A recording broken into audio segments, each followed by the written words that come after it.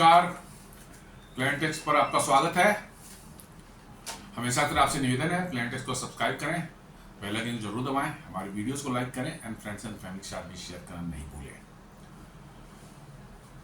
दोस्तों, आज हम लोग एक ऐसे विषय पर चर्चा करना चाह रहे हैं जिससे डायरेक्ट भारत का कोई लेना देना नहीं है। जी हाँ, ये घटना अमेरिका में हुई है, लेकिन भारत का डायरेक्ट लेना देना नहीं है। लेकिन अमेरिका में जो इस समय परिस्थितियां चल रही हैं, जो समस्याएं चल रही हैं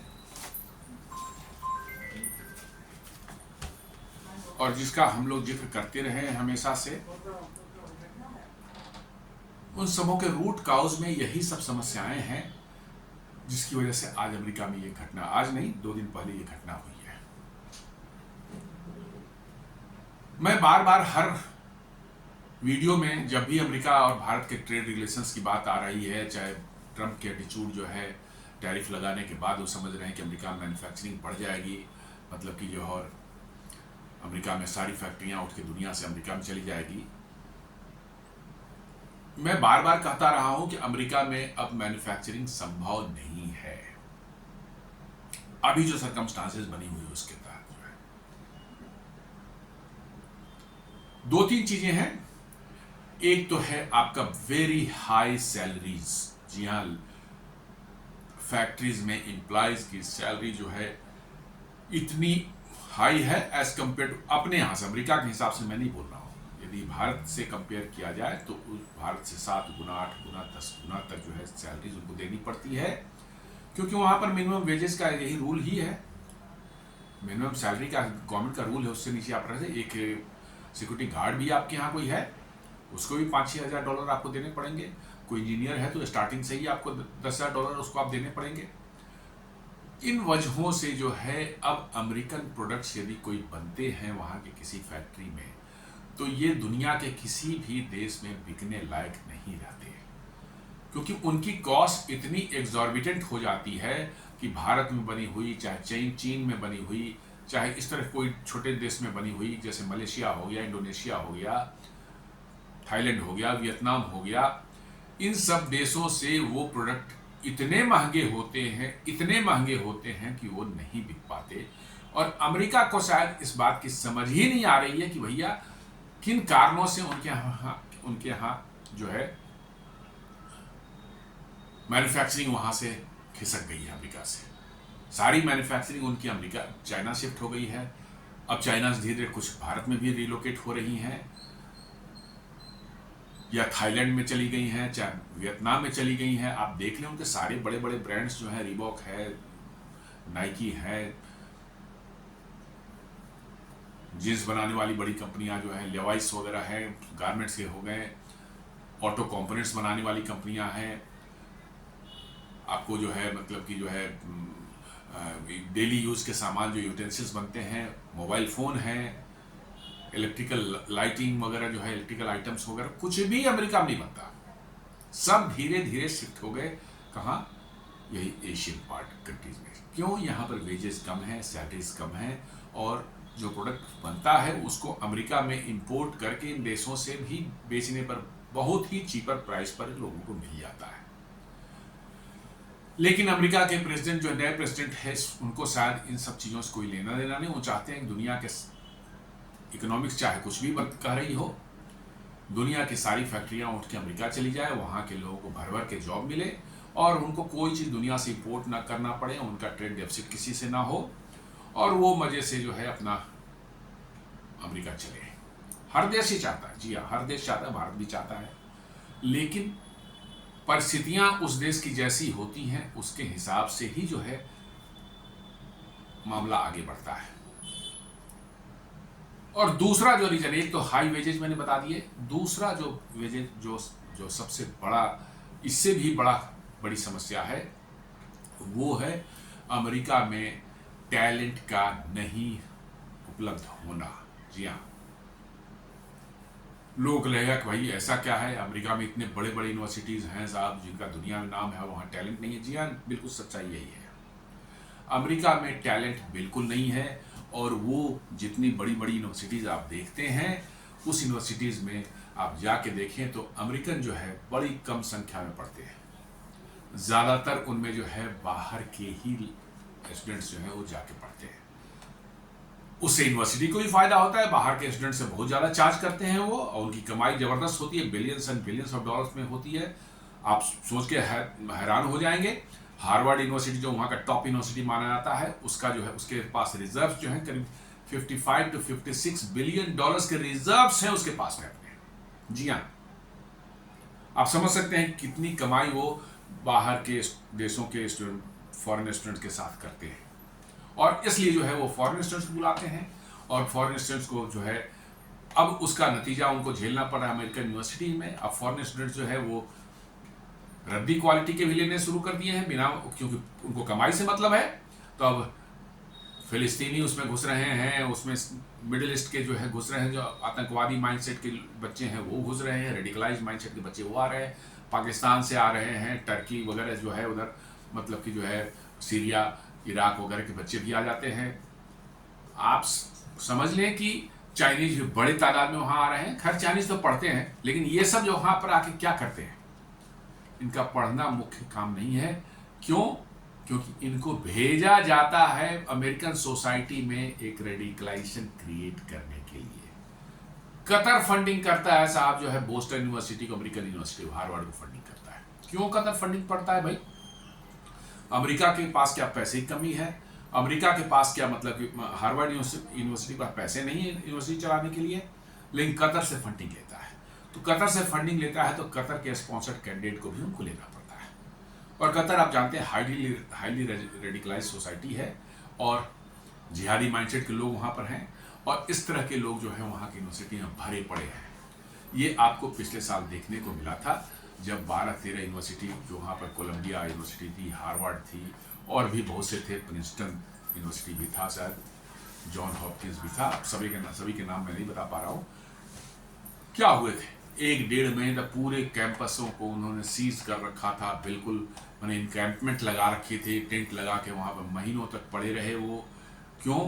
भैया इजराइल एट्रोसिटीज कर रहा है गाजा में।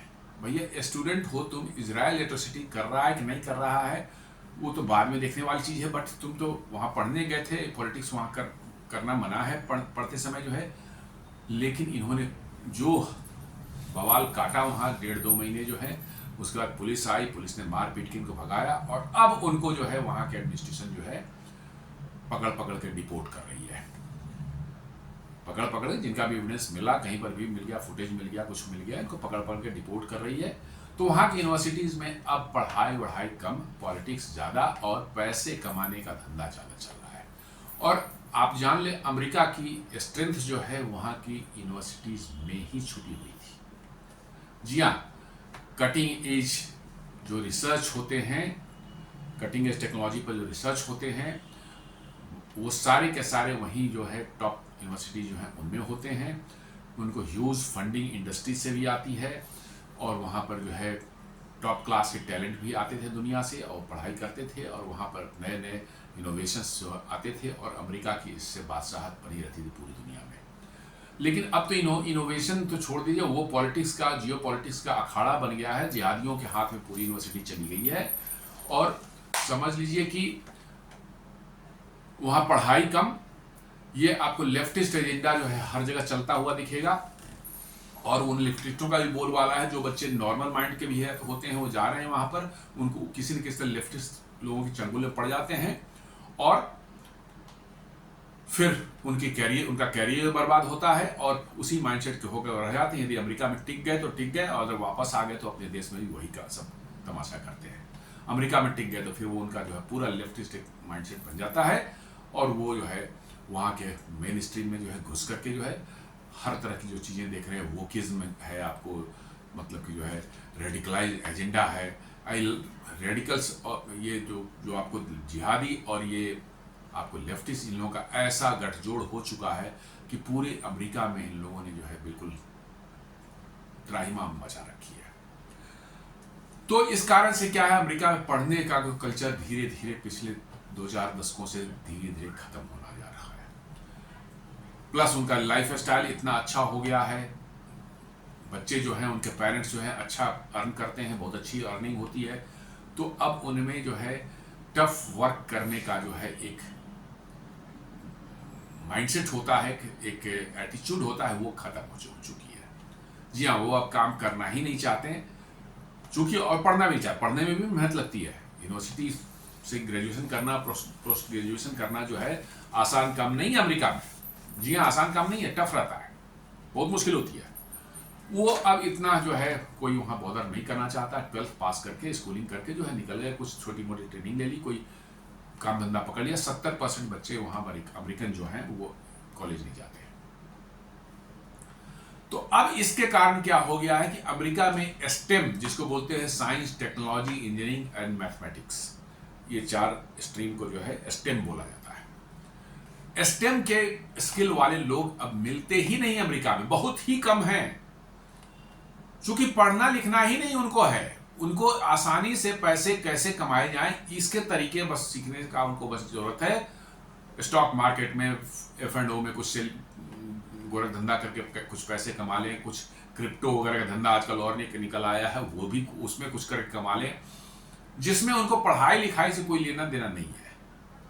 तो अब क्या हो रहा है कि अमेरिका में जो है आपको जो टेक्निकल साइड के जो बच्चे हैं उनके या स्किल सेट जो बच्चों में होता है या लोगों में होता है, वर्किंग एज के लोगों में होता है, वो अब ना के बराबर रह गया। जी हाँ, मैं कह रहा हूं ना के बराबर रह गया है।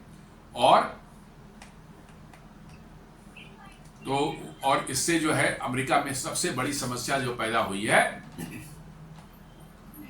वो ये हो रही है कि जो फैक्ट्रियां जो लगाने की जिनकी इच्छा भी है उनको भी जो है दिक्कतें फेस करनी पड़ रही हैं, क्योंकि उनको जो रिक्वायर्ड स्किल सेट के लोग चाहिए वो उनको मिल ही नहीं रहे हैं। जी आप सही सुन रहे हैं, अमेरिका में जो है रिक्वायर्ड स्किल सेट के लोग मिल ही नहीं रहे हैं। यदि कुछ मिलेंगे थोड़े बहुत, वो इतने एक्सपेंसिव स्किल मैन पावर मिलेगा कि उनको एम्प्लॉय करके आप अपनी फैक्ट्री तो नहीं चला सकते। मिलेंगे, बहुत कम तादाद में मिलेंगे, ऐसी नहीं कि जीरो नहीं है, बट बहुत कम तादाद में मिलेंगे, लेकिन उनको आप एम्प्लॉय करके जो नहीं चला सकते। तो आज की जो न्यूज में बात कर रहा था इसी से रिलेटेड है, इसी समस्या को उजागर कर रहा है। दरअसल 4 सितंबर को, आज से 3 दिन पहले 4 सितंबर को अमेरिका में आज तक की सबसे बड़ी रेड हुई। कहां रेड हुई है? एक हुंडई और एलजी का एक जॉइंट वेंचर था, इलेक्ट्रिक व्हीकल के लिए बैटरी बनाने की बहुत बड़ी एक प्लांट थी, दोनों के जॉइंट वेंचर से, उस पर उनका रेड पड़ा है। जी हाँ, वही कहता है ऑन सितंबर 4, 2025 रेड किसने किया है? इमिग्रेशन एंड कस्टम इन्फोर्समेंट, जिसको आइस बोलते हैं, वो डिपार्टमेंट ने, एंड होमलैंड सिक्योरिटी इन्वेस्टिगेशंस, मतलब कि immigration and custom enforcement department जो है वो, और साथ साथ जो होमलैंड सिक्योरिटी जो अपने यहाँ होम मिनिस्ट्री जिसको हम लोग बोलते हैं, इन दोनों ने मिलकर रेड किया। और ये अमेरिका के इतिहास की सबसे बड़ी रेड थी, सबसे बड़ी रेड थी अमेरिका के इतिहास की। और कहाँ ये रेड हुआ है? एक EV battery plant under construction जो है, ये कहाँ पर थी? एलाबेल ब्रायन काउंटी जो है, एलाबेल ब्रायन काउंटी है, जॉर्जिया स्टेट है अमेरिका का, उसके अंदर में। जी हाँ, जॉर्जिया स्टेट है, उसके अंदर में एलाबेल ब्रायन काउंटी एक है, वहां पर ये एक इलेक्ट्रिकल व्हीकल के लिए बैटरी मैन्युफैक्चरिंग का प्लांट बन रहा था, वहां पर रेड हुई है। The plant is a part of $5.5 billion investment by Hyundai and LG to build one of the largest EV battery facilities in the US. जी हाँ, ये छोटी मोटी कोई प्लांट नहीं थी, ये $5.5 बिलियन की इन्वेस्टमेंट की प्लांट थी। इस प्लांट में $5.5 बिलियन का इन्वेस्टमेंट हो रहा था, और कहा जा रहा है कि ये अमेरिका का one of the largest EV facilities, battery facility जो है अमेरिका में होने वाला था। आप समझ सकते हैं जी, अंदाज आपको इन्वेस्टमेंट से ही पता चल रहा है। $5.5 बिलियन की फैक्ट्री छोटी मोटी फैक्ट्री नहीं होगी, बहुत बड़ी फैक्ट्री होगी है। और आज के दिन में ईवी और ईवी से रिलेटेड बैटरी जो है ये कटिंग एज टेक्नोलॉजी में आती है और अमेरिका के लिए बहुत ही क्रूशियल है। और डोनाल्ड ट्रंप के भी एजेंडे में ये है, हाईटेक चीजों में जो है ये है कि ईवी और बैटरी में अमेरिका कैसे मतलब कि जो है एक इनोवेशन का हब बने और बहुत बड़ा एक प्रोड्यूसर बने। और वहां पर ये रेड पड़ी है। स्केल ऑफ ऑपरेशन को आप देखेंगे तो 475 वर्कर्स जो उनको डिटेन किया गया, ये अब तक का किसी एक सिंगल साइट पर जो है लार्जेस्ट इमिग्रेशन इन्फोर्समेंट रेड है। अमेरिका के इतिहास में किसी एक सिंगल साइट पर इतनी बड़ी इमिग्रेशन इन्फोर्समेंट डिपार्टमेंट का जो है रेड अब तक नहीं पड़ी थी किसी एक सिंगल साइट पर। ये बहुत बड़ी न्यूज है। 3 दिन से ये न्यूज चारों तरफ फ्लैश कर रही है। कोरिया में भी इसको लेके काफी हड़कंप मचा हुआ है, अमेरिका में भी मचा हुआ है और सारी दुनिया में इस तरह की जो है ये चल रही है। तो इसका मतलब ये है कि कुछ ना कुछ तो वहां दिक्कत थी। हुंडई और एलजी दोनों ही बहुत बड़े मल्टीनेशनल कंपनी हैं, मतलब साउथ कोरिया के, छोटी मोटी कंपनी नहीं है। हुंडई का प्लांट जो है भारत में भी ऑटोमोबाइल मैन्युफैक्चरिंग प्लांट जो चेन्नई के पास में है, बहुत ही विशाल प्लांट है। करीब 1 मिलियन 10 लाख के आसपास व्हीकल साल में बनाते हैं। वो काफी पहले से, पिछले 26 सालों से जो है वो चला, तो 1998 से ही वो चल रहा है प्लांट। ऐसी घटना तो कभी नहीं हुई। ऐसा क्या हो गया कि वहां किसी फैक्ट्री पर उनको रेड करना पड़ रहा है। जी हाँ, मुझे थोड़ा अटपटा इसलिए लग रहा है कि इस फैक्ट्री पर रेड आखिर क्यों पड़ रही है। भारत में किसी प्लांट के अंदर में रेड पड़ती भी है तो ऑफिस में पड़ती है, किस पर पड़ती है? इनकम टैक्स वालों का, चाहे इन्फोर्समेंट डायरेक्टरेट का, तो पैसे के हिसाब किताब में गड़बड़ी पाई जाती है उसके लिए जो है, या टैक्स चोरी वगैरह का मामला तो उसके लिए पड़ती है। प्लांट में जो है नॉर्मल ऑपरेशन एंड वर्किंग का जो वो है उस पर जो है कोई रेड वगैरह उस तरह के कोई शायद भारत में हमने नहीं सुना आज तक। ये कहता है कि out of those around 300 were South Korean nationals. इस 475 में से जो है 300 जो थे वो साउथ कोरियन थे, who had allegedly entered the US on incorrect or expired visas। जी हाँ, अब आ रहा है आइडियम समझ में आ रहा है कि वो या तो गलत वीजा पर यूएस में इंटर किए थे या उनके वीजा एक्सपायर हो गए थे। Mostly temporary visitors oblique business visa. जी हाँ, टेम्पोररी विजिटर्स जो है टूरिस्ट वीजा है, 1 महीने के लिए, 2 महीने के लिए या 2-4 हफ्ते के लिए इस पर आए होंगे थे, या बिजनेस वीजा। बिजनेस वीजा किसी कंपनी के लोग बिजनेस के लिए डील करने के लिए, बातचीत करने के लिए जाते हैं, 1-2 हफ्ते के लिए वो वीजा रहता है, वो एक्सपायर हो जाता है। तो ये जितने पकड़े गए साउथ कोरियंस जो उसमें निकले हैं 300 जो है, उसमें मोस्टली टेम्पोररी विजिटर्स थे या बिजनेस वीजा उनके पास में था जो कि एक्सपायर्ड था, but actually working at the site, और वो साइट पर जो है काम कर रहे थे। उनके वीजा जो है दूसरे पर्पस के थे, या तो विजिटर्स वीजा थे या बिजनेस वीजा था, और उसमें काम करना अलाउड नहीं है, या एक्सपायर्ड भी था, वो या तो एक्सपायर्ड था और वो इनफैक्ट उस फैक्ट्री में काम कर रहे थे। साउथ कोरिया नॉर्मली जो है हम लोग मानते हैं कि एक डिसिप्लिन कंट्री है। जापान और साउथ कोरिया में मोर और लेस एक ही जैसे लगते हैं। वो डिसिप्लिन उनकी सोसाइटी रहती है, वो ज्यादा दाएं बाएं करने का उनमें नहीं रहता है। ये सब चीज चाइनीज में रहता है, बहुत ज्यादा चाइनीज में रहता है। साउथ कोरियन में नॉर्मली ये नहीं पाया जाता, लेकिन यहाँ पर पाया गया है कि उस फैक्ट्री का कंस्ट्रक्शन चल रहा था, उसमें साउथ कोरिया के 300 लोग ऐसे पाए गए जिनके पास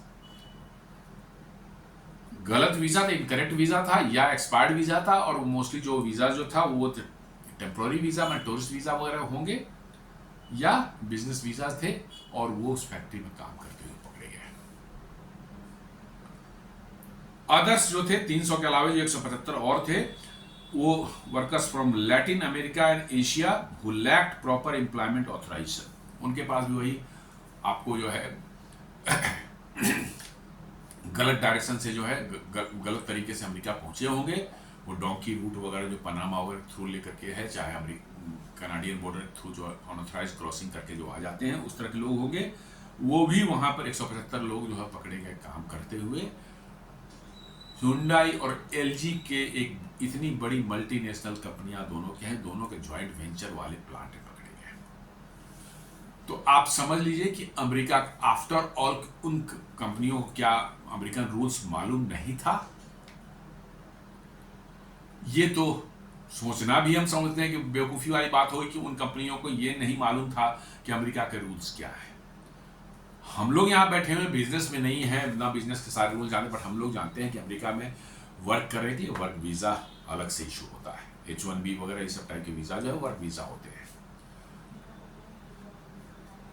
तो क्या Hyundai और LG को पता नहीं था? बिल्कुल पता होगा, क्योंकि Hyundai और LG सिर्फ ये प्लांट नहीं लगा रहे थे, उनके और भी एक्टिविटीज़ अमेरिका में है, बहुत बड़ी उनकी इन्वेस्टमेंट है और बहुत बड़ा उनका क्या कहते हैं सेटअप है अमेरिका में। दोनों ही कंपनियों का जो है उनको अच्छे से मालूम है कि अमेरिका में आप यदि काम कर रहे हैं तो आपके पास किस तरह के वीज़ा होने चाहिए। बिल्कुल पता होगा, इसमें कोई शक नहीं है। मैं तो साफ साफ कहता हूं, बिल्कुल 1% भी चांस नहीं है कि उन कंपनियों को यह मालूम ना हो कि अमेरिका में काम करने के लिए किस तरह की वीज़ा की जरूरत पड़ती है, और उन्होंने जिन लोगों को एम्प्लॉय कर रखा है उनके पास किस तरह के वीज़ाज हैं। इतना बड़ा प्लांट, $5.5 बिलियन का इन्वेस्टमेंट से प्लांट बन रहा है, वो भी हाईटेक प्लांट जो है ईवी बैटरी के लिए बन रहा है, इलेक्ट्रिक व्हीकल के बैटरी मैन्युफैक्चरिंग के लिए हो रहा है, प्लांट बन रहा है ये। और उसमें जो है, और Hyundai LG जैसी जो है दुनिया की, साउथ कोरिया की मैंने मल्टीनेशनल कंपनी जो दुनिया भर में काम करती है, भारत में भी बहुत बड़े पैमाने पे इनका इन्वेस्टमेंट है, अमेरिका में तो इससे भी ज़्यादा होगा। उनको ये पता ना हो कि अमेरिका में काम करने के लिए किस तरह की वीज़ा की जरूरत पड़ती है, ये असंभव है। तो अब देखते हैं क्या हो सकता है, रीजन क्या हो सकते हैं।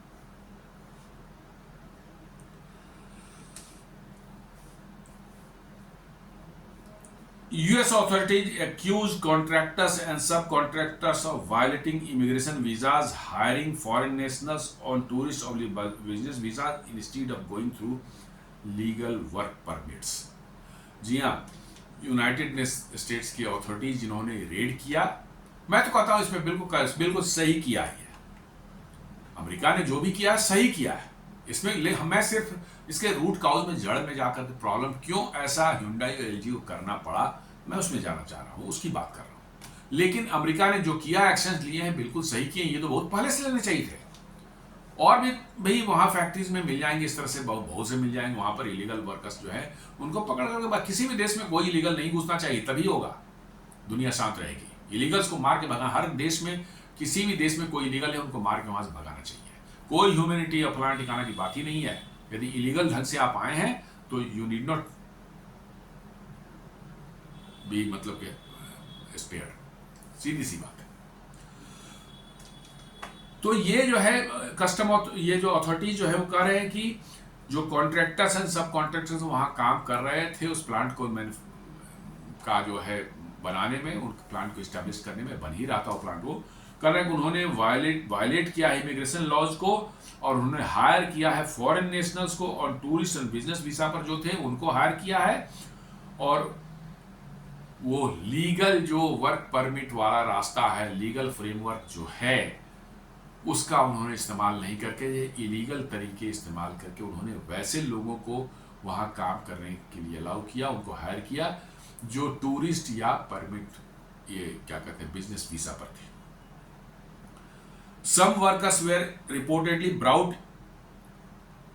in because of shortage of skilled labor in advanced battery and chip manufacturing। जी हाँ, इसी की तो मैं बात कर रहा हूं बार बार। अमेरिका के प्रॉब्लम के रूट कॉज में यही चीज है।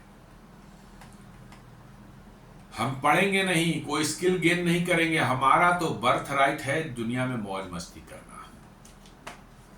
हाँ, ये अमेरिकन माइंडसेट है। लोग इसको माने, हो सकता है मेरी बात को सरकास्टिक रिमार्क्स के रूप में ले, नहीं, सरकास्टिक नहीं है, ये फैक्ट है। अमेरिकन का जो है बर्थ राइट है दुनिया में मौज मस्ती करना, दुनिया पर रूल करना, दुनिया को हड़काना, गाली गलौज कर देना, किसी को भी किसी भी देश पर अटैक कर देना, किसी के भी देश पर। ये उनका ये मानना है कि ये दुनिया उनकी सिर्फ है और सारे लोग जो यहाँ हैं वो बेकार के बैठे हुए, वो प्रॉब्लम है दुनिया के लिए और उनको दुनिया से रुखसती कर देनी चाहिए। जी हाँ, ये बिल गेट्स जो है माइक्रोसॉफ्ट के जो है फाउंडर जो हैं, ये उनका स्टेटमेंट है।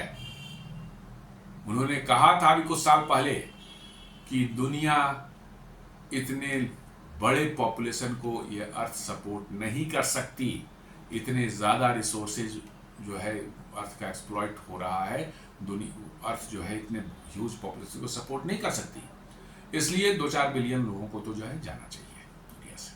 कैसे जाना चाहिए इसकी बात नहीं की उन्होंने, बट उन्होंने इस बात का सपोर्ट किया कि 2-4 बिलियन लोग दुनिया से खत्म होने चाहिए।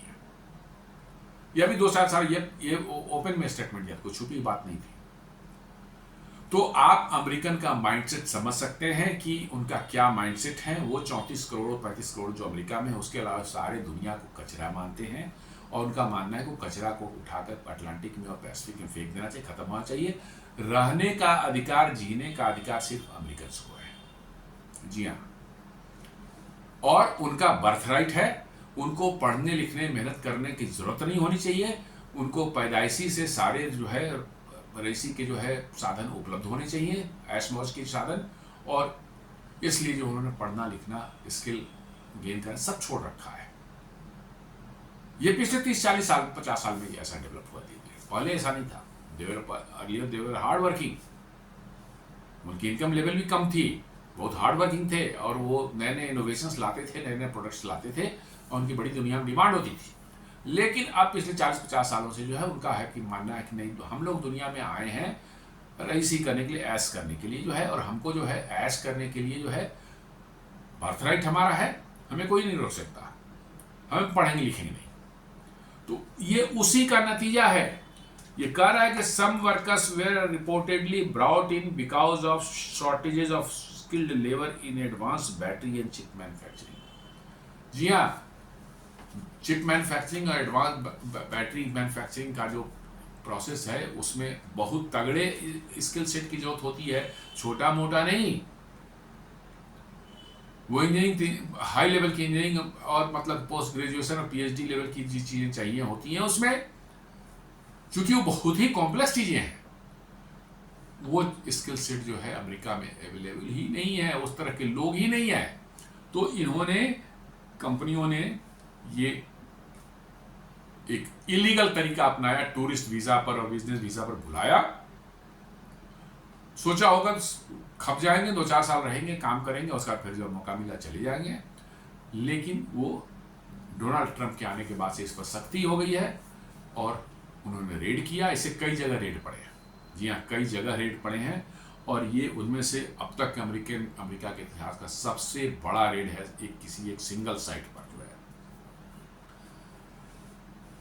ये कह रहा है कि the Biden administration previously focused less on mass raids but Trump revived worksite enforcement as a central immigration strategy.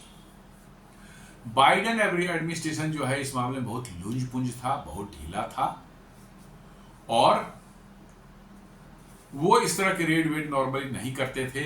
पकड़े भी जाते थे तो उनको कुछ करके जो लीगलाइज करके जो उनको दे दिया जाता था कि भैया ठीक है, असाइलम नाम का कुछ कागज दे दो, कोई रहने दो, अमेरिका में कुछ काम धंधा कर लेगा। तो इस तरह के दसियों लाख 20 लाख लोग जो हैं वहां पर घुस चुके हैं अमेरिका में, जिनको अब धीरे धीरे डोनाल्ड ट्रंप की एडमिनिस्ट्रेशन निकाल रही है, डिपोर्ट कर रही है। आज ही मैंने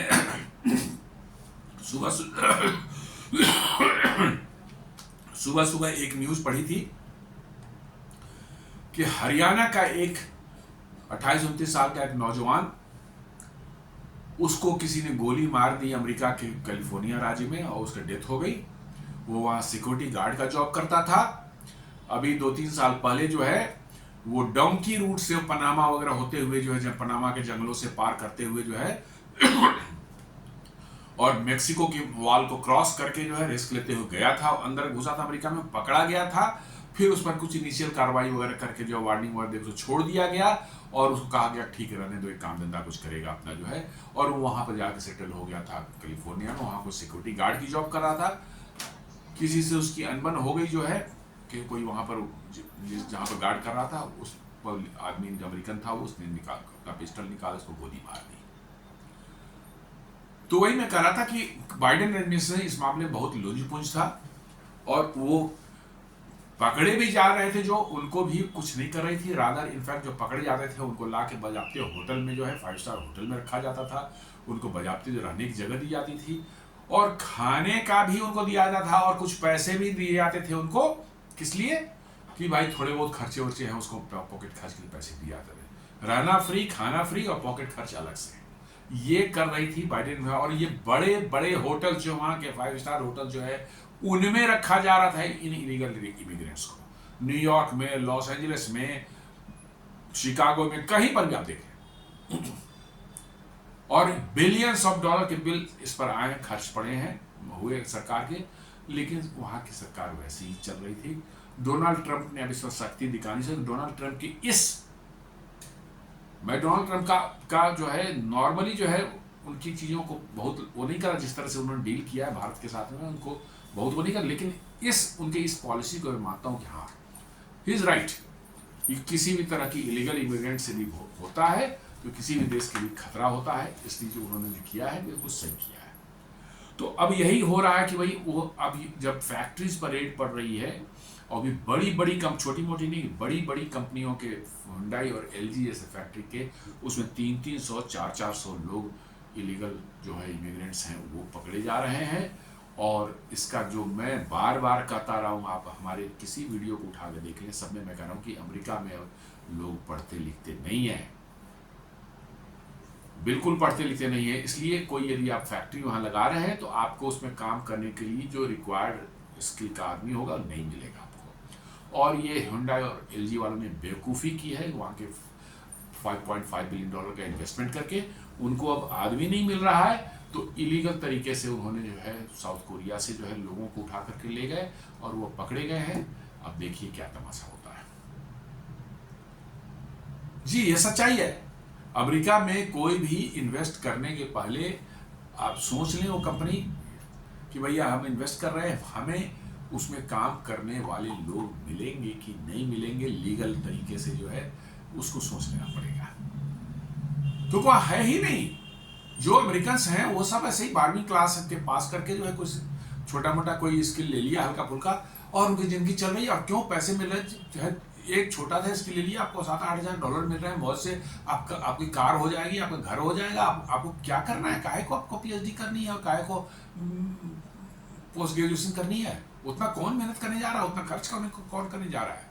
और इतने एक्सपेंसिव है वहाँ की यूनिवर्सिटी, इतने एक्सपेंसिव है कि वहाँ के जो अमेरिकन हैं वो भी नहीं अफोर्ड कर पाते उसको। जी हाँ ये सच्चाई है कि वहाँ के अमेरिकन भी जो है वो भी अफोर्ड नहीं कर पाते ज़्यादातर जो है जितनी यूनिवर्सिटीज़ की एक्सपेंसिव उन्होंने बना रखा है। और वो एक्सपेंसिव क्यों बना रखा है, क्यों उनको आदत लग गई है और एक्सपेंसिव करो और बाहर से जो है इंटरनेशनल स्टूडेंट जो अफोर्ड कर सकते हैं आएंगे, उनसे पैसे कमाने हैं उनको। यूनिवर्सिटीज़ भी अब पढ़ाने का जगह नहीं रह गया, वो पॉलिटिक्स का जगह बन गया है और पैसे कमाने का जो है ज़बरदस्त जगह बन चुकी है। किसी को भी वो मतलब कि जो वो बहुत बड़ा लेफ्टिस्ट है, एक्टिविस्ट है, कोई मतलब कि जो है CIA चाइसम नेटवर्क का पार्ट है, उसको कहीं से निकाल दिया गया है, उसको यूनिवर्सिटी में प्रोफेसर की जगह मिल जाएगी। जी हाँ, विक्टोरिया नुलैंड का आपने नाम सुना होगा, बाइडेन एडमिनिस्ट्रेशन में समथिंग असिस्टेंट मतलब ये ज्वाइंट मतलब सेक्रेटरी ऑफ स्टेट थी, असिस्टेंट सेक्रेटरी ऑफ स्टेट थी। She was considered as a regime change expert. Bangladesh में रेजिम चेंज कराना है, कहाँ कराना, पाकिस्तान में कराना है, इन सबों को मतलब कि जो है ने उसका आता है। एक डोनाल्ड लू भी था। इन दोनों को निकाल दिया गया, मतलब जैसे ही डोनाल्ड ट्रंप पर पावर में इनको निकाल दिया गया वहाँ से, ये तुरंत जाके कोलंबिया यूनिवर्सिटी में जाकर के जो है प्रोफेसर बन गए। फ्रॉड है दोनों, लेकिन प्रोफेसर बन गए। ये यूनिवर्सिटी अब ऐसे ही लोगों का जो है मतलब कि जो है शरण गाह बन गया है। जी, वहाँ जाके शरण ले लेते हैं, बैठे रहते हैं, मोटी तरह बिलियंस ऑफ डॉलर की तनख्वाह मिलेगी इनको, साल की पैकेज मिलेगा, और वहाँ से बैठ के फिर न्यूसेंस फैलाएंगे दुनिया में। जब फेवरेबल होगा इनके कंडीशन तो फिर ये सरकार में आ जाएंगे और फिर न्यूसेंस फैलाएंगे। तो यूनिवर्सिटी जब वहाँ पढ़ाई लिखाई का धंधा नहीं बन गया है, वो बन गया है वहाँ पॉलिटिक्स और दुनिया को में जियो पॉलिटिक्स को इफेक्ट करना, रेजिम चेंज कराना, लेफ्टिस्ट आइडियाज़ को आगे बढ़ाना, वोक आइडियाज़ को आगे बढ़ाना, इन सबों के लिए जो है बन गया है एक बहुत बड़ा माने आरामगाह बन गया उनका। वो लोग जाते हैं वहाँ, मौज करते हैं, पढ़ाई लिखाई चाहे भाड़ में, स्टूडेंट्स का क्या हालत है दुनिया देख रही है। और हमारे भारत में भी ऐसे लोग हैं अमेरिका प्रेमी जो है, उनको तो लगता है कि जैसे उनके बच्चे अमेरिका नहीं गए तो उनकी ज़िंदगी ही बर्बाद हो गई, ज़िंदगी में कुछ रखा नहीं है, सारी ज़िंदगी हम इंडिया में कट गई है, लेकिन बच्चे अमेरिका में उनके होने चाहिए। ऐसे बहुत से लोग मिल जाएंगे आपको। और अब अमेरिका में जो है उसका डाउनफॉल शुरू हुआ है, और इसकी शुरुआत वहाँ की यूनिवर्सिटी से ही दिखनी शुरू हो गई है। तो वही मैं कह रहा था कि Hyundai LG जो है ऐसे नहीं की थी। ये इनको अच्छे से मालूम है कि अमेरिका में क्या रूल्स हैं, अमेरिका के लॉज क्या हैं, कैसे वो लीगल से वर्क परमिट से वो लोगों को लाना है, जो कि लाना बहुत मुश्किल होता है। इसलिए जो है उन्होंने इलीगल तरीके अपनाए ताकि मेरा काम भी निकल जाए, कुछ महीने तक रखेंगे, काम करवा लेंगे, जिस काम के लाए करवा लेंगे, उनको पैसे वैसे देके वापस कर देंगे। ये उनका एम था, लेकिन वो पकड़े गए और हंगामा शुरू हो चुका है। South Korean government express regret and concern after the raid. जी हाँ, साउथ कोरिया में हड़कंप मचा हुआ है इसको लेकर कि क्योंकि Hyundai और LG जो है वहाँ के Hyundai, LG और सैमसंग, ये तीन जो है वहाँ की फ्लैगशिप कंपनीज हैं उन दोनों साउथ कोरिया की। जी हाँ, दुनिया में यदि जैसे अमेरिका में माइक्रोसॉफ्ट है, गूगल है, ये सब चीज़ें जो अमेरिका का समझ के अमेरिका का की प्राइड है, उसी तरह से साउथ कोरिया की ये दो तीन कंपनियां जो है Hyundai, सैमसंग और LG, और हैं तो और भी बहुत से हैं, लेकिन ये तीनों जो हैं दुनिया में समझिए कि साउथ कोरिया का फ्लैग ऊंचा करके रखती है। हर देश में इनका ऑपरेशन है, बड़े लेवल पर है, अच्छी क्वालिटी के इनके प्रोडक्ट होते हैं, इसमें कोई दो मत नहीं है।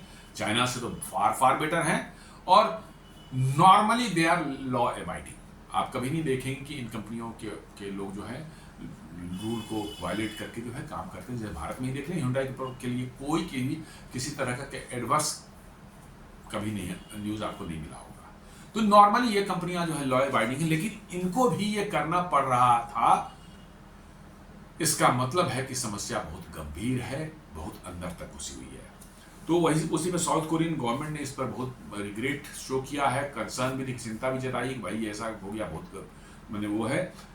Seoul engaged in urgent diplomatic talks with Washington to secure the release of detained citizens। जी हाँ, साउथ कोरियन अथॉरिटी जो है तुरंत जो है अपने एक्टिव हो गए। उन्होंने जो है डिप्लोमेटिक टॉक्स जो है अमेरिकन अपने काउंटर पार्ट से उन्होंने शुरू किया कि भाई रिग्रेट है, गलती हो गई है, इनको एक बार माफ़ कर दिया है, सब हर तरह की बातें जो होती हैं वो सब करके, ताकि उनको जो रिलीज जो सिटीजन्स उनको पकड़े गए हैं, उनको डिटेन जो सिटीजन्स हैं उनको वापस कर दिया जाए साउथ अमेरिका। क्योंकि ऐसे नहीं होगा तो उनको 10-20 साल की सज़ा तो अमेरिका में ऐसे ही हो जाएगी, उनकी जेल में ज़िंदगी कट जाएगी। और अमेरिकन जेल कितने खतरनाक है कहना जरूरी नहीं है।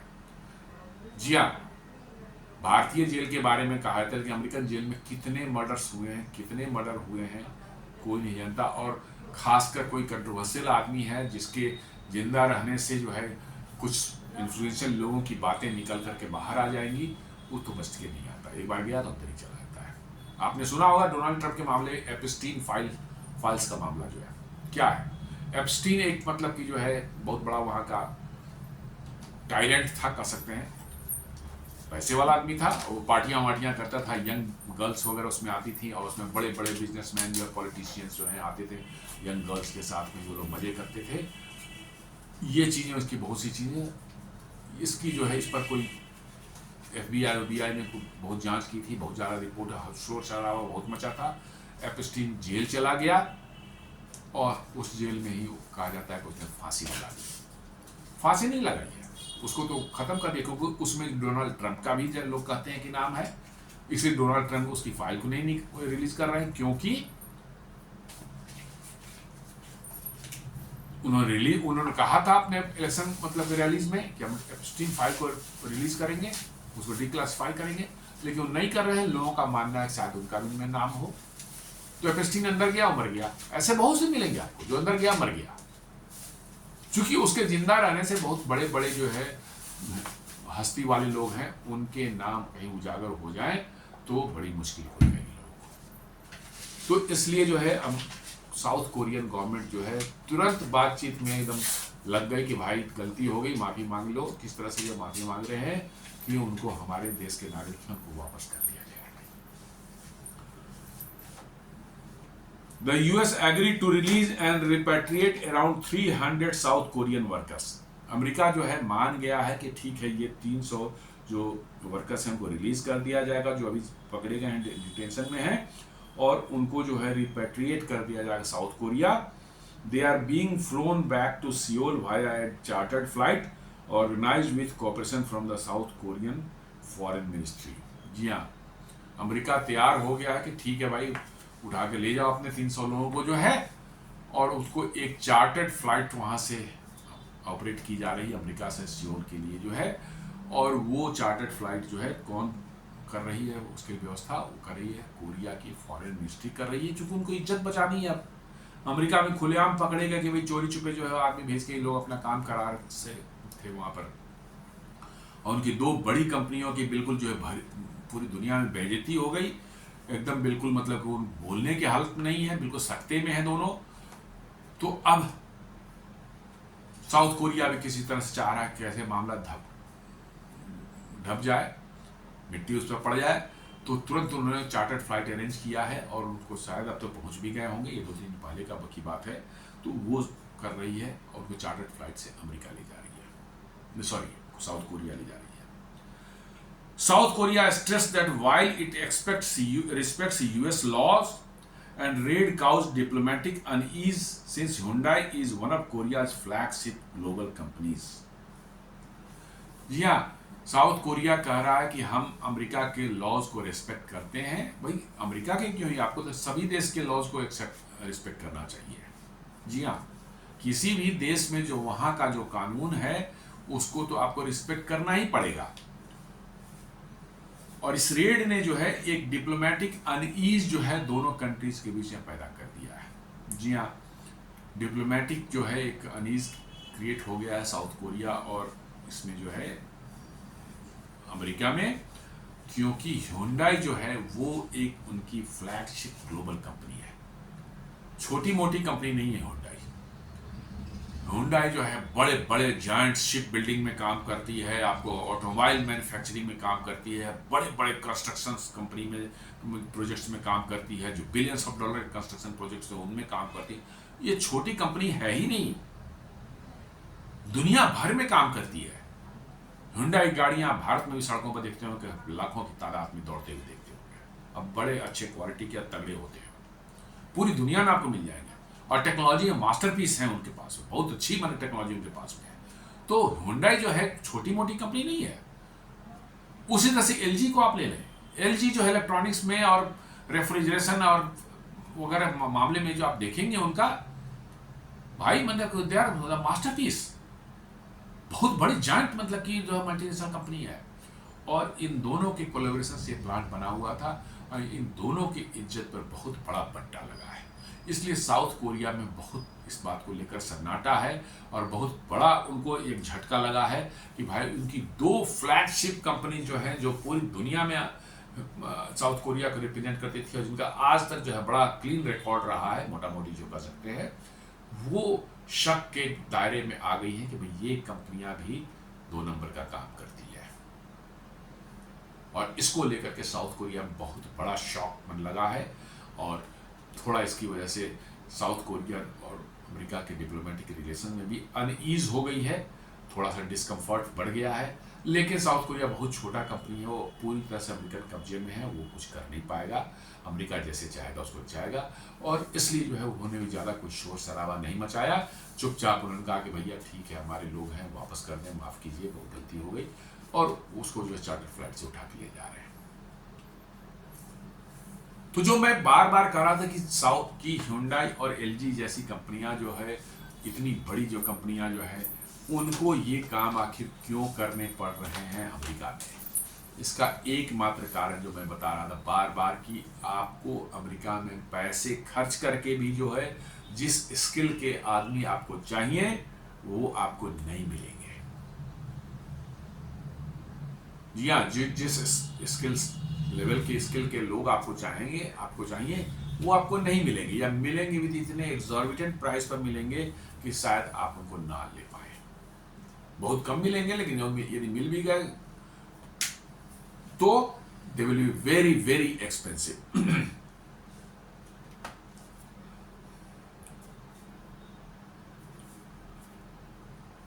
बीबीसी भी यही बता रहा है, South Korea reaches deal to bring home citizens retain in US Hyundai raid. ये सारी दुनिया में पिछले 3 दिनों से सभी बड़ी बड़ी कंपनियों में जो है न्यूज चैनल्स में जो है ये चल रहे हैं, न्यूज बहुत जोर शोर से चल रहा है। तो वही बीबीसी बता रहा है कि साउथ कोरिया ने फाइनली जो है डील कर ली है अमेरिका से कि भाई इनको माफ कीजिए, को छोड़ दिया जाए, ये अपने लोगों को उठा करके ले जाएंगे।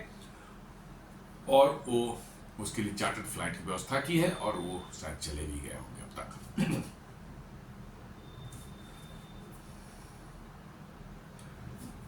Trump's warning to foreign companies, Trump ने वार्न किया है फॉरेन कंपनीज को बार बार किया है कि after the red president Donald Trump directly addressed foreign companies investing in the US through social post, truth social post and press remarks. या truth social ही उनका जो है ट्विटर जैसे है, या एक्स इधर जिसको बोलते हैं, उन्होंने अपना प्राइवेट बना रखा है ट्रुथ, और उसी पर वो सारा कुछ लिखते हैं। वो कहते हैं कि रिस्पेक्ट यूएस इमिग्रेशन लॉज। ये तो बिल्कुल सही बात है कि भाई उस देश के कानून है तो आपको उसकी इज्जत करनी पड़ेगी और आपको माननी पड़ेगी लॉज को। आप उसमें इफ्स एंड बट्स नहीं लगा सकते। किसी को कुछ भी हो जाए, आप इफ्स एंड बट्स नहीं लगा सकते कि हम इस कारण से रह गए, उस कारण से रह गए। नहीं, आप you can not do like that. आपको उस देश के इमिग्रेशन लॉज जो है उनको मानना पड़ेगा।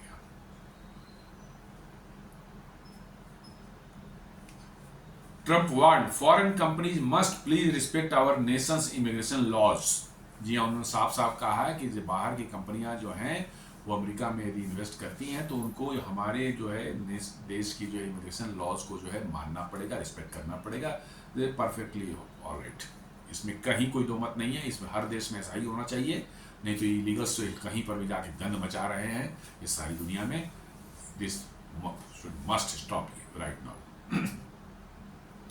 He stated that foreign firms can bring in experts but only legally.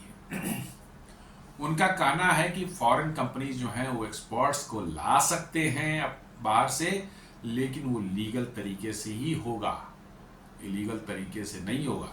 लेकिन लीगल तरीके से लाने के जो रास्ते हैं वो डोनाल्ड ट्रंप धीरे धीरे टाइट करते जा रहे हैं, टाइट हो रही है। और H1B वीज़ा वगैरह भी एक्सपर्ट्स को मिलना और अमेरिका उनको ले जाना दूसरे देशों से मुश्किल होता जा रहा है। और शायद जनवरी 2026 आते आते जो है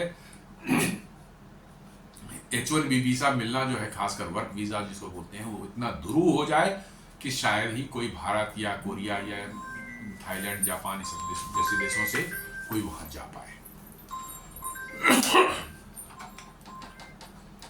ये इतना टाइट करते जा रहे हैं, इतना टाइट करते जा रहे हैं कि अब एक्सपर्ट्स को भारत या और देशों से जो है वहां जाना H1B वीज़ा पर करीब करीब मुश्किल उन्होंने डाल दिया है। इस साल ही जो स्टूडेंट वीज़ा पर ही उन्होंने इतनी रिस्ट्रिक्शन लगाई कि बड़ी तादाद में स्टूडेंट्स जो हैं वहां एडमिशन मिलने के बावजूद भी नहीं जा सके।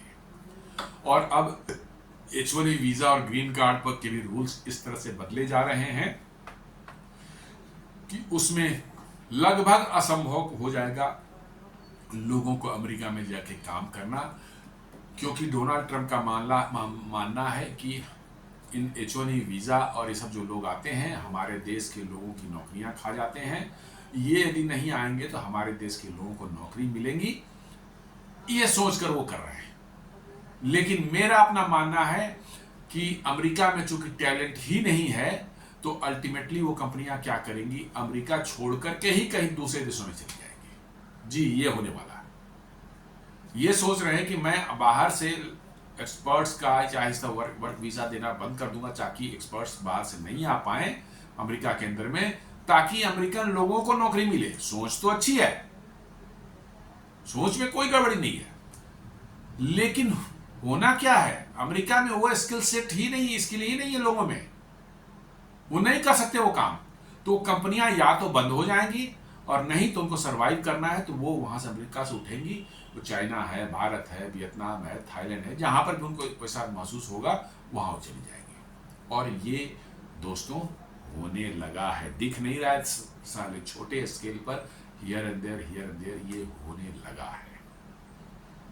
जी हाँ, ये होने लगा है। आपको कुछ प्लांट्स जो हैं जनरल मोटर्स के, फोर्ड के, जॉन डीरी के, इन सबों के प्लांट जो है भारत अमेरिका से शिफ्ट होने शुरू हो गए हैं। माइक्रोसॉफ्ट का हेडक्वार्टर जो है वो दुबई शिफ्ट होने वाला है। अमेजन जो है अपने कॉर्पोरेट हेडक्वार्टर जो है वो दुबई शिफ्ट कर रहा है। ग्लोबल ऑपरेशंस जो है अमेरिका से उठा करके भारत ला रहे हैं। क्यों? बिकॉज कि उस स्किल के लोग अब मिलने वहाँ मुश्किल हो रहे हैं, या मिल भी रहे तो इतने एक्सपेंसिव हैं कि उनको नहीं रखा जा सकता उतने खर्चे पर जो है। तो क्या होगा कि वो कंपनियां, जैसे मैंने बताया कि उन्होंने वर्क वीज़ा देना कम बंद कर दिया है, तो अब उस स्किल के लोग नहीं मिलेंगे वहाँ पर, और उस स्किल के लोग नहीं मिलेंगे तो क्या होगा, कंपनियां या तो बंद हो जाएंगी वहीं पर, और नहीं तो उनको सर्वाइव करना है, they will have to shift to the other countries. और एग्जैक्टली यही हो रहा है, यही होने वाला। अभी तो छोटी मोटी कंपनियां हैं सब, फोर्ड और ये सब जो जा रही है, आपको बोइंग जैसी बड़ी कंपनियां भी लाइन में लगी हुई देखेंगे, बहुत जल्दी दिखेंगी।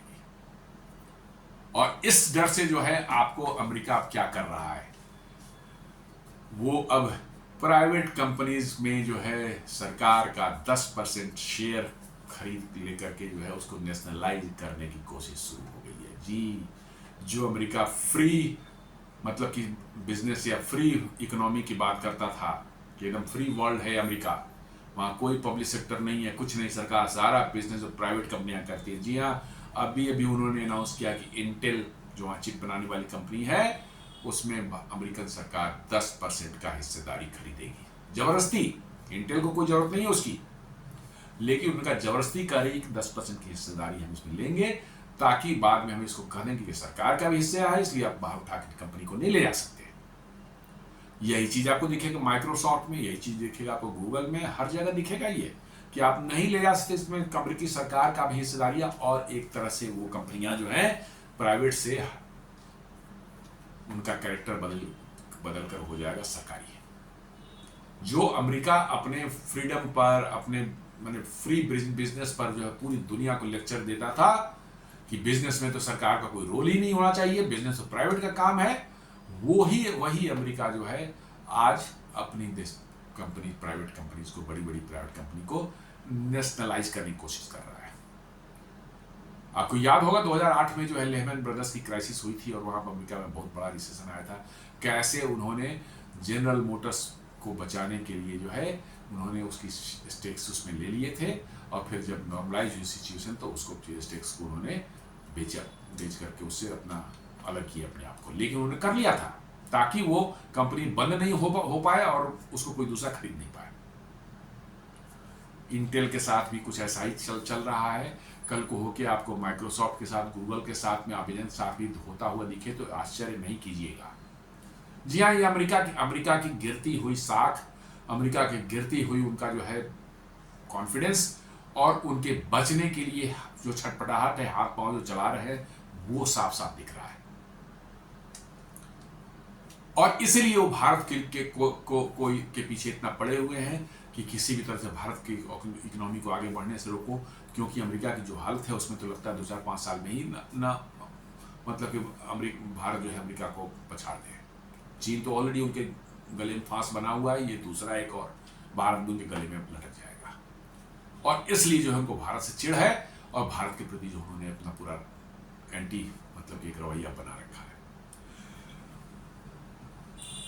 Skill talent welcome but train Americans. Train किसको करेगा? जिसको ट्रेन होने की इच्छा हो। ये डोनाल्ड ट्रंप बोल रहे हैं। He acknowledged that the industries like EV batteries, semiconductors and advanced manufacturing face domestic skill shortages। ये अमेरिका का राष्ट्रपति बोल रहा है, ये कोई आम आदमी नहीं बोल रहा है, मैं नहीं बोल रहा, अमेरिका का राष्ट्रपति बोल रहा है। ही acknowledged that industries like EV batteries, semiconductor and advanced manufacturing face domestic skill shortages. ये खुद एक्सेप्ट कर रहा है, जो मैं बोल रहा हूं उसी बात को कर रहा है वो, कि भैया अमेरिका में स्किल की शॉर्टेज है। वो थोड़ा सा पॉलिश्ड वे बोल रहा है, स्किल की शॉर्टेज नहीं, स्किल की भयंकर शॉर्टेज है। जी हाँ, शॉर्टेज नहीं बोलेंगे इसको, स्किल की वहां भयंकर शॉर्टेज है। आपका प्लांट हो सकता है, उसके लिए प्रॉपर स्टील मिलेगा ही नहीं मिलेगा। He promised that US government would facilitate legal entry pathways for highly skilled foreign experts, but with a condition। कहते हैं कि फॉरेन एक्सपर्ट्स को हम लाने के लिए वर्क वीजा देंगे, लेकिन साथ में कंडीशन भी है। Foreign firms must hire and train American workers so that dependence on foreign labor reduces one time over time। उनका कहना है कि अमेरिकन को आप ट्रेन कीजिए, आप बाहर से अभी लाइए, लेकिन अमेरिकन को हायर कीजिए, उनको ट्रेन कीजिए, ताकि आपकी डिपेंडेंसी जो है फॉरेन वर्कर्स पर जो है, लेबर पर जो है, खत्म हो। भाई ट्रेन उसको किया जाएगा जो जिसमें बेसिक स्किल सेट होगा, कम से कम बेसिक स्किल्स होगा, उसको ट्रेन किया जाएगा और ट्रेन होने की इच्छा होगी उसको। ऐसा थोड़े है कि सड़क पर से किसी को ट्रेन करके जो हम इंजीनियर बना देंगे, उसको जो है डिग्री होनी चाहिए। जी हाँ, सड़क पर से किसी को उठा के मैं कितना भी ट्रेनिंग दे दूं, he can not become an engineer. उसमें वो डिग्री होनी चाहिए, उसमें बेसिक्स उसके इंजीनियरिंग की उसके अंदर होनी चाहिए। लेकिन नहीं, ये कहते हैं कि नहीं, आप इसको कर दीजिए। Foreign firms must hire and train American workers so that dependence on foreign labor reduces over time। लेकिन ये होने वाला नहीं है। Trump assured South Korea that this enforcement not an attack on US-South Korea relations। अब उसको लिपापोती हो रही, भाई ये कोरिया पर अटैक नहीं है। He called investment by South Korean companies welcome and vital for American industrial growth provided the rules are followed। ठीक है, ये सब अच्छी बातें हैं, कोई वैसी बात नहीं है कि जिसको कि कहा जाए कि समथिंग बहुत अनयूजुअल है। इकोनॉमिक टाइप जो है, साउथ कोरिया की बड़ी बड़ी कंपनी जो है, Hyundai, Kia, Samsung, LG, SK, Hynix are investing tens of billions in US EVs, batteries, chips and cars.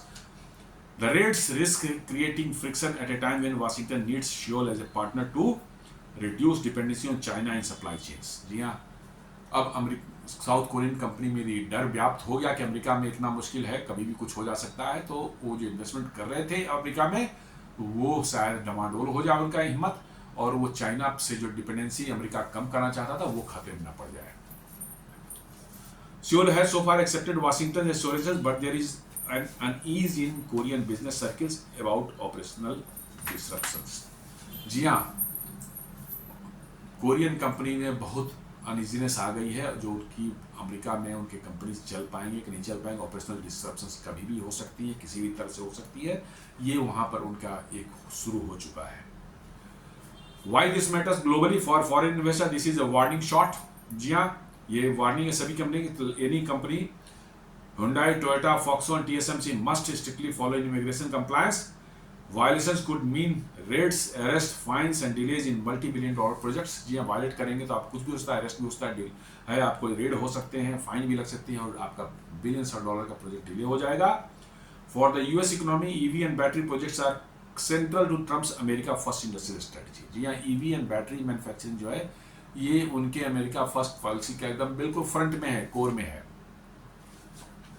But strict enforcement laws should slow down construction if skilled foreign workers are deported faster than US worker can be trained। लेकिन skill workers जो हैं, उनकी shortage जो है एक बहुत बड़ा problem है। इसलिए यदि बाहर से नहीं आ पाने देंगे और आपके यहाँ के लोग तो काम करने लायक बचे नहीं हैं, तो वो समस्या शुरू हो जाती है यहीं से। इसलिए मैं कह रहा हूँ, बार बार कह रहा हूँ कि अमेरिका में मैन्युफैक्चरिंग या फैक्ट्री उल्टी चलना संभव नहीं है। For US-Asia relation, the raid exposes a contradiction. America wants Asian allies to invest more to reduce reliance on China, but also want to limit their labor inflow. जी हाँ, वो बाहर से लोगों को नहीं आने देना चाहते हैं, सिर्फ आपके पैसे वहां लगे, आप इन्वेस्ट लगाएं, अमेरिकन उसमें काम करेंगे जो किसी काम के नहीं है, काम नहीं कर सकते, वो सिर्फ आपके पैसे से अमेरिका को दिलचस्पी है। आपके लोग वहां चले जाएंगे, उनकी नौकरी लग जाए, वहां चलेगी, उनकी जिंदगी को सुधर जाएगी, उससे अमेरिका कोई लेना देना ही नहीं है। तो दोस्तों ये एक छोटा सा विश्लेषण था हुंडई पर कैसे रेड पड़ी है अमेरिका में और उसके क्या इंप्लीकेशंस दुनिया में बिजनेस पर हो सकते हैं, इन्वेस्टमेंट पर हो सकते हैं, अमेरिका में इन्वेस्टमेंट पर हो सकते हैं। उम्मीद करता हूँ वीडियो पसंद आएगा, आपको आया होगा। आप इसे हमारे वीडियोस को लाइक करें, फ्रेंड्स एंड फैमिली के साथ शेयर करें, हमारे चैनल को सब्सक्राइब करें और बेल आइकन दबाना बिल्कुल नहीं भूलें। धन्यवाद।